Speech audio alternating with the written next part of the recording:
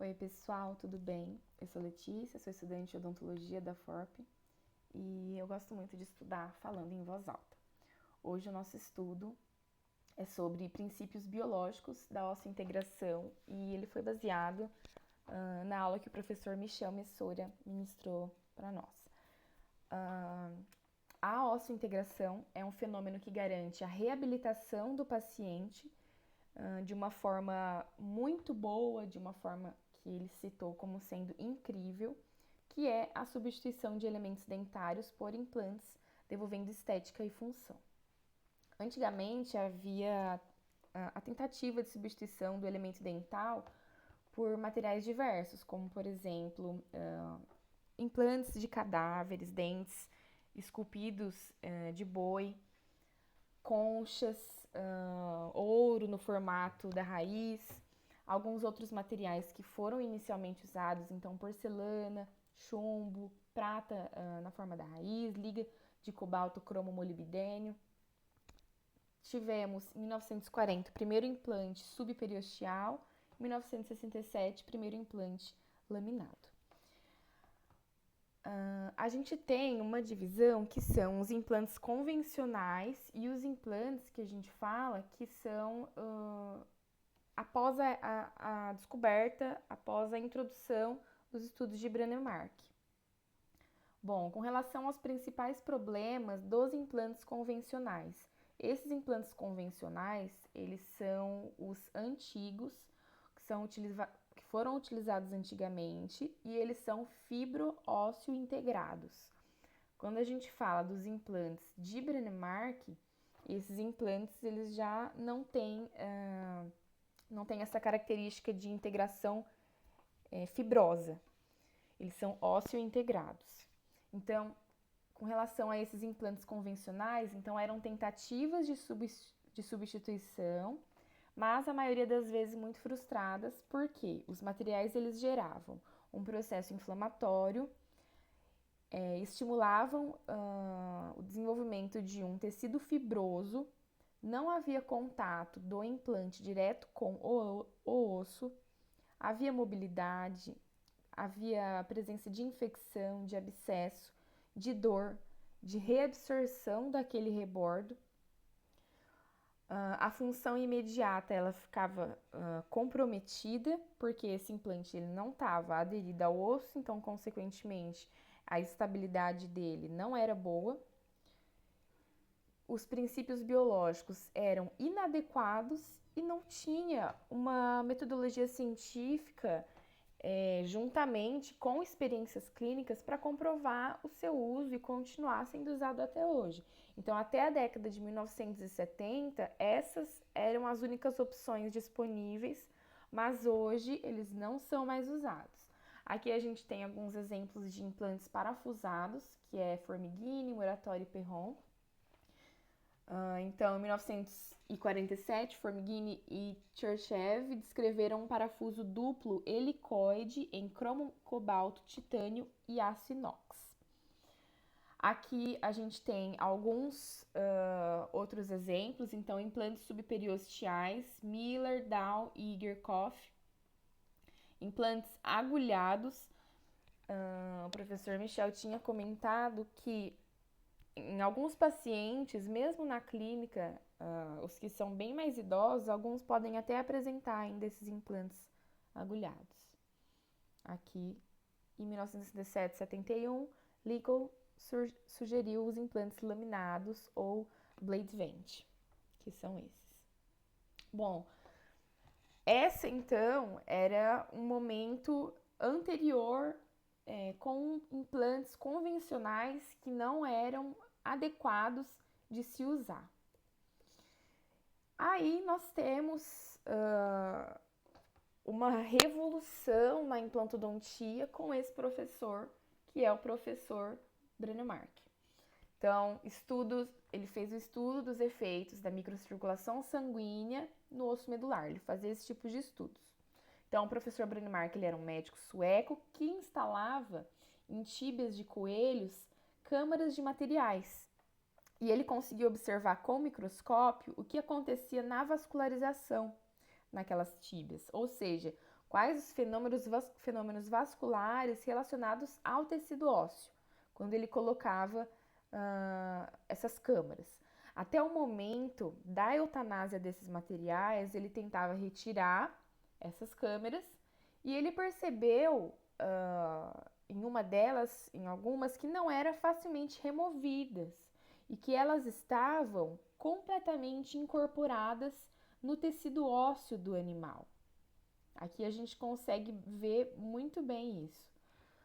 Com isso, após abrir os animais, ele verificou macroscopicamente que havia osso crescido na superfície do próprio implante mesmo. Ó, aqui nessa foto dá para ver um pouco. Descobrindo, então, um dos maiores fenômenos da implantodontia, que é a osseointegração. E o material utilizado dessa câmera, ele era muito biocompatível e ele favorecia o crescimento ósseo, e era o titânio, tá? Aqui a gente consegue ver bem esse material, o titânio, e aqui a formação de tecido ósseo bem próximo desse implante.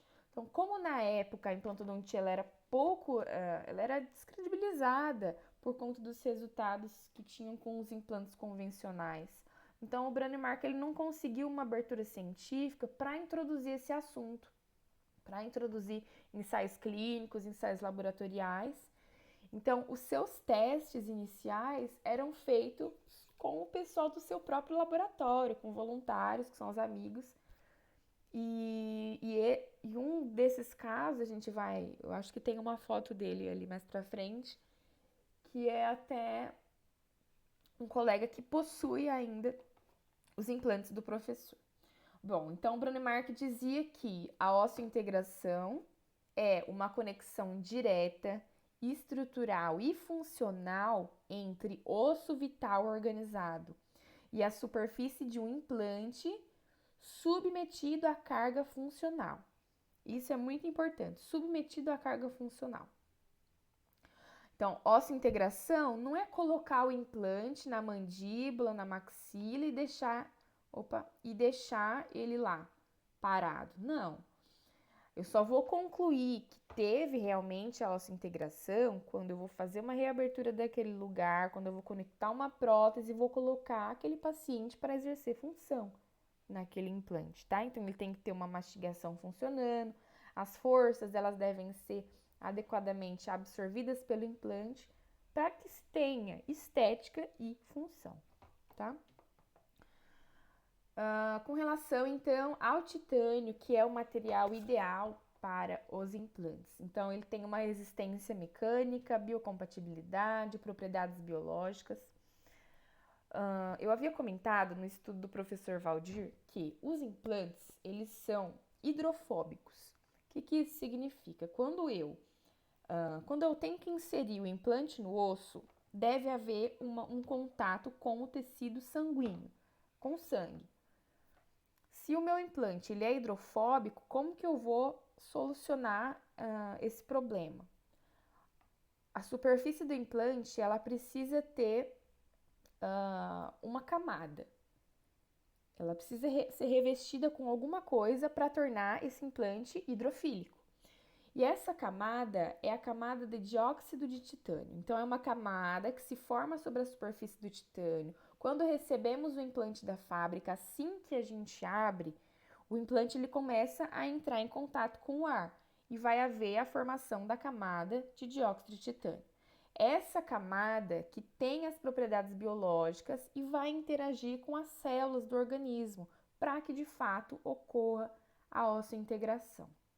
Então, muito importante, se riscar, se diminuir essa camada, logo ela se formará novamente, protegendo a superfície de oxidação e de liberação de íons. Então, não havendo nenhum comprometimento da segurança sistêmica com o uso desses implantes dentários atualmente, tá? Nas câmaras de cicatrização, ou seja, entre uma rosca e outra, existe um espaço que é o espaço côncavo. E nesse espaço, nesse espaço há a presença de células progenitoras que favorecem a remodelação óssea, a produção de matriz osteoide, a presença de osteoblastos, de vasos sanguíneos, de osso vital. Então, são características importantes da gente entender desse material, da própria estrutura do implante, que vão colaborar para a neoformação óssea. Bom, então, propriedades biomecânicas da camada de dióxido de titânio. Então, quando o implante é colocado sobre o tecido biológico, inicialmente ocorre a hidratação, o molhamento, com a chegada de moléculas de água sobre a camada de dióxido de titânio, e logo depois ocorre a absorção de íons cálcio e íons fosfato. Essa junção de água, íons cálcio e fosfato vai criar um ambiente propício para a formação óssea. Na sequência, começam a se aderir moléculas orgânicas, como as hemácias, coágulo sanguíneo, plaquetas, leucócitos, rede de fibrina.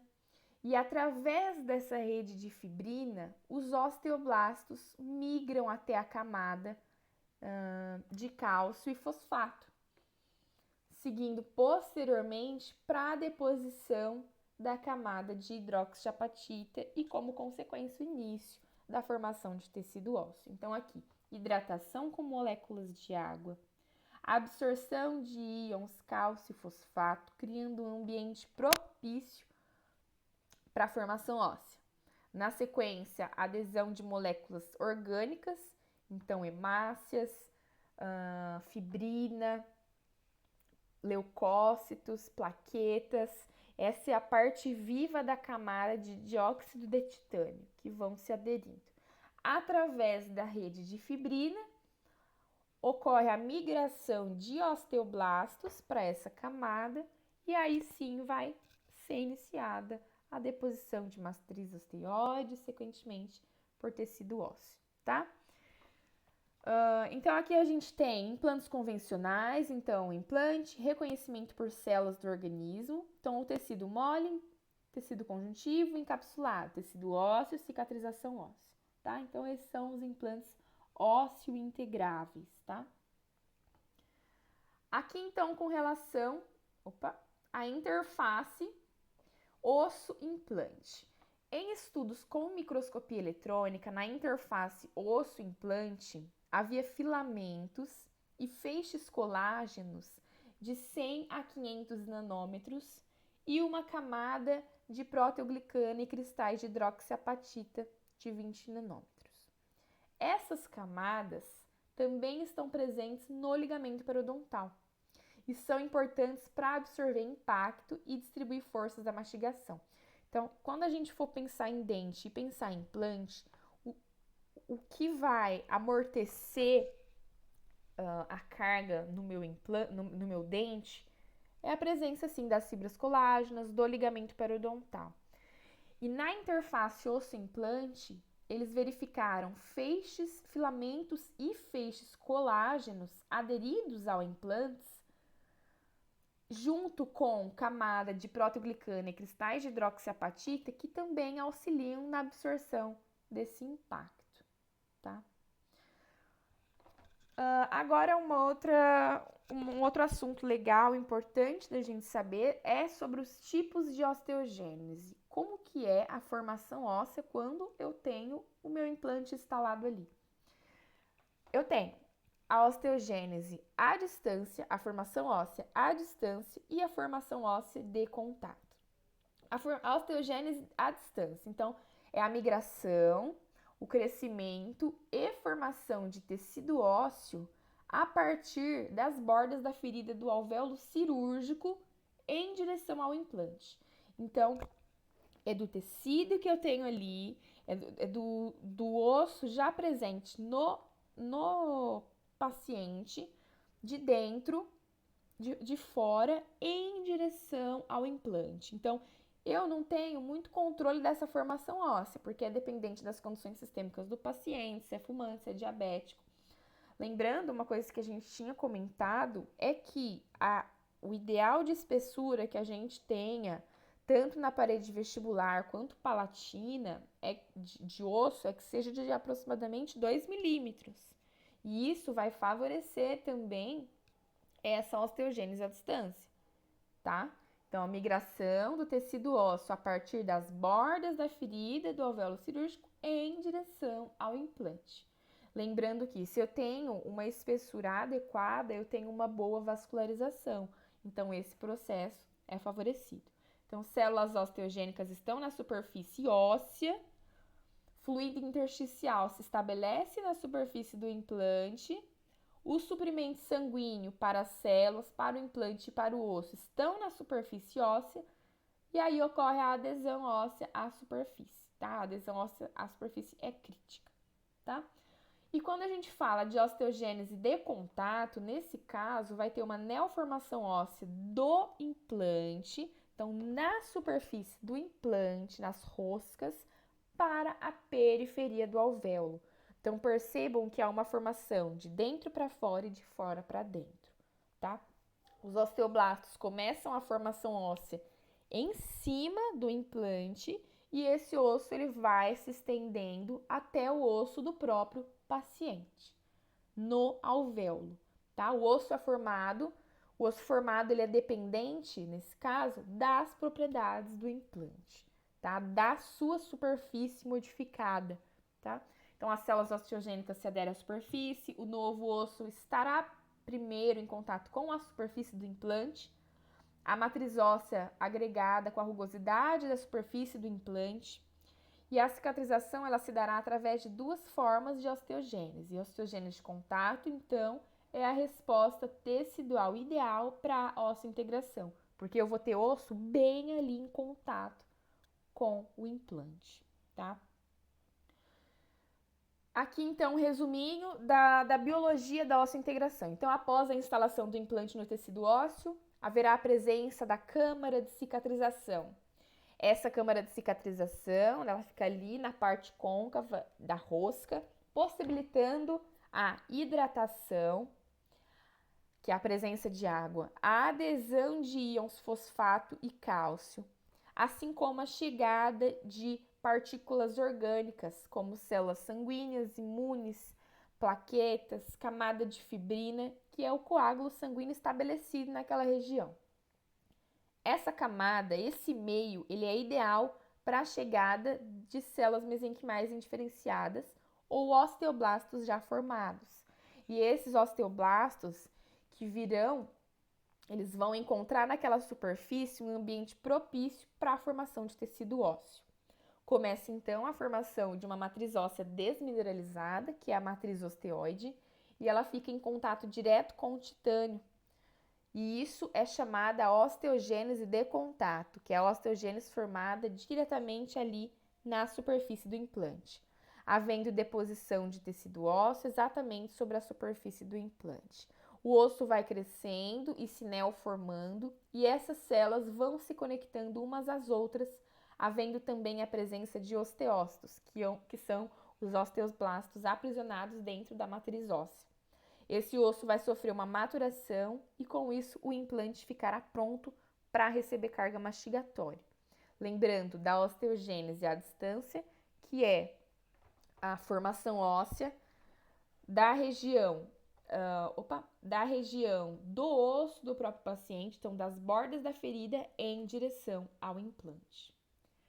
Com relação à estabilidade primária e secundária dos implantes. Então, a estabilidade primária é quando eu introduzo o meu implante no alvéolo cirúrgico criado, eu vou fazer o seu travamento no osso original do paciente, sendo isso um contato mecânico maximizado e muito importante, levando em consideração a espessura, o tipo de osso que eu estou colocando o meu implante. Lembrando que a gente tem tipo 1, osso tipo 1, tipo 2, tipo 3, tipo 4. O osso tipo 2, ele é o melhor deles, porque a gente tem uma distribuição melhor de tecido da cortical e de tecido mais esponjoso interno. A estabilidade e outro fator é que quando eu tenho, né, o osso tipo 1, a cortical é muito grande, eu tenho uma menor vascularização, enfim, são aquelas características que a gente estudou na aula do professor Valdir. Então, com relação à estabilidade primária, então fixação mecânica, estabilidade primária, geralmente 32 newtons, adequada, e é no momento que eu vou introduzir o meu implante e ele tem um contato direto com o osso do paciente. A estabilidade secundária, ela vai estar relacionada com o osso formado depois que o implante já está instalado no alvéolo. Tá? Então, uma resposta biológica, estabilidade secundária. Aqui a gente tem uma tabela que é a tabela da estabilidade primária, da estabilidade secundária e diminuição da estabilidade total. No momento que a gente insere o implante, ele tem uma estabilidade primária bem alta. E nesse momento não tem uma estabilidade secundária, porque ainda não formou tecido ósseo. Então, logo no começo eu tenho uma estabilidade primária bem alta e ela vai se reduzindo à medida que a estabilidade secundária, a neoformação óssea, vai ocorrendo no meu implante e à distância. Tá? Então, isso é interessante da gente entender. Para obter uma estabilidade primária adequada, temos que selecionar o implante com uma macroscopia adequada. Por exemplo, o implante cônico. Essa estabilidade primária, ao longo do tempo, vai diminuindo, já que ocorre uma remodelação óssea. Então, essa remodelação óssea é nesse período aqui, tá? Então, a estabilidade primária inicial é alta, ela vai reduzindo ao longo do tempo, porque vai tendo uma remodelação óssea. Paralelamente a isso, a linha pontilhada representa a estabilidade secundária, ou seja, a osteogênese de contato relacionada à microscopia do implante, a qual vai aumentando ao longo do tempo, porque o implante já vai estar no alvéolo e o osso vai sendo formado, tá? Bom, fatores para o sucesso da osseointegração. O primeiro fator a se considerar é a técnica cirúrgica controlada, e isso está relacionado principalmente ao aquecimento. Existem os implantes da Straumann, chamados de SL Active, e eles possuem uma superfície que o fabricante garante que todo implante ele já estará ósseo integrado e poderá receber uma carga funcional em 3 semanas. Diferente de alguns outros implantes de marcas, em que deve ser esperado aproximadamente 4 meses para abrir o implante, para colocar a prótese, para aplicar a carga. Então, cada vez mais esse tempo, devido a essas evoluções nas empresas, ele tem sido encurtado, tá? Em função das modificações na superfície do implante que repercutem na osteogênese de contato, porque essas características tornam o implante mais hidrofílico, então a presença do sangue ali, a adesão daquele sangue, molhabilidade é muito mais rápida, consequentemente, a chegada de células também, né? Um fator importante é durante a fresagem. Essa fresagem inicial, feita com a broca-lança inicial, seguida pelas outras fresas, então tem que ser intermitente. Temos que seguir as recomendações do fabricante durante a inserção dos implantes, respeitando o alargamento do alvéolo vagarosamente. Então, aqui tem implantes de diferentes diâmetros e o fabricante ele vai falar, você tem que usar essa daqui, depois essa, depois essa, depois essa, até depois partir para a colocação própria do implante.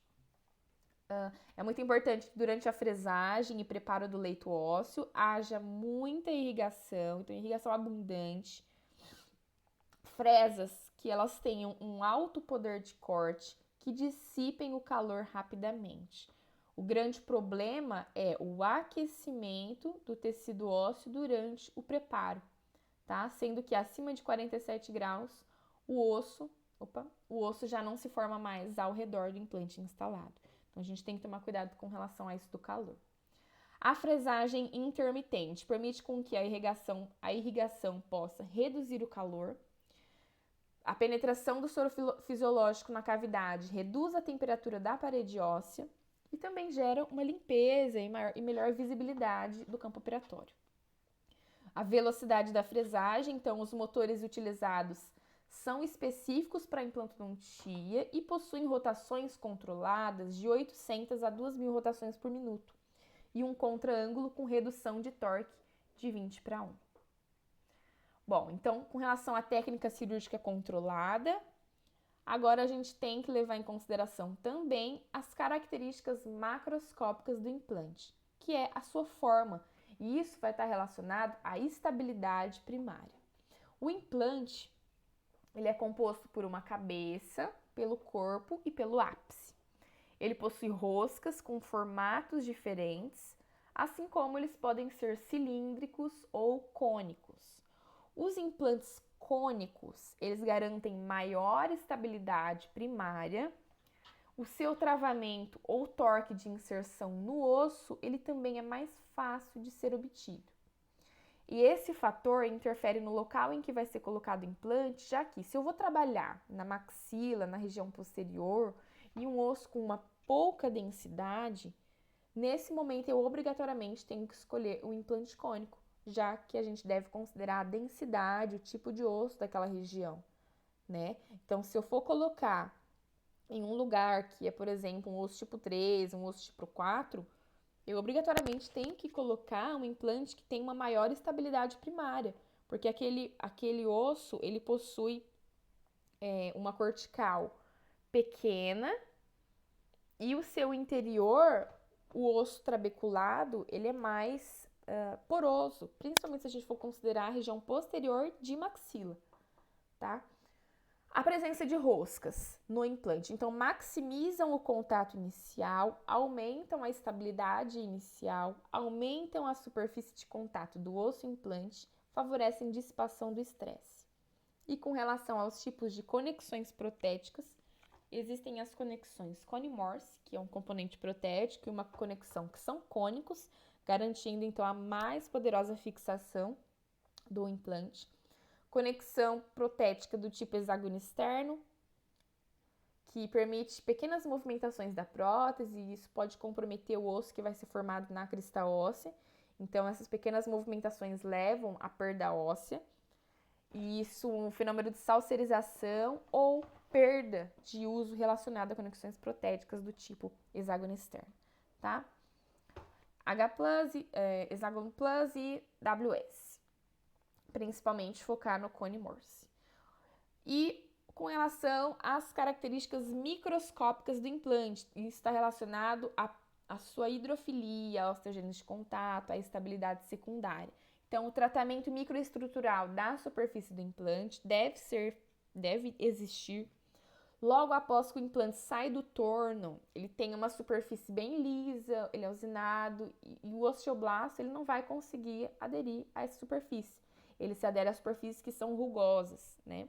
E isso é obtido por meio de substâncias capazes de modificar a superfície do implante titânio.